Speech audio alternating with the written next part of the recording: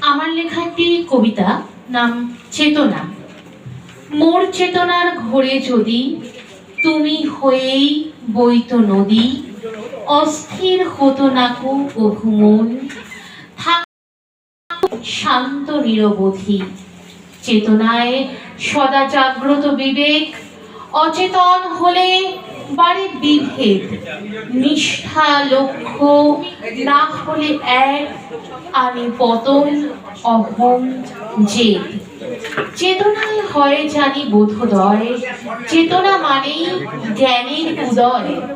চেতনাই করে মগজ ধোলাই, হৃদয় মনন মন্থন হয়। হৃদয়ের মাঝে চেতনার স্থান, শরীরের মাঝে গোপন যে প্রাণ।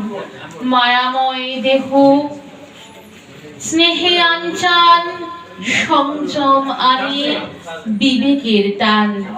বিবেক হারালে আসে ক্রোধ রোষ, চোখে পড়ে শুধু অন্যের দোষ। জ্ঞান বা বুদ্ধি করবে না কাজ, অজ্ঞানতাই জানে না আপোষ। চেতনা জাগায় মানবতা বোধ, উদারতা এলে ব্যাকুল হৃদয়। মানুষের কাছে মানুষেরা যাচে, নবরূপে বাঁচে হয়ে প্রেমময়। নমস্কার। আচ্ছা, একটা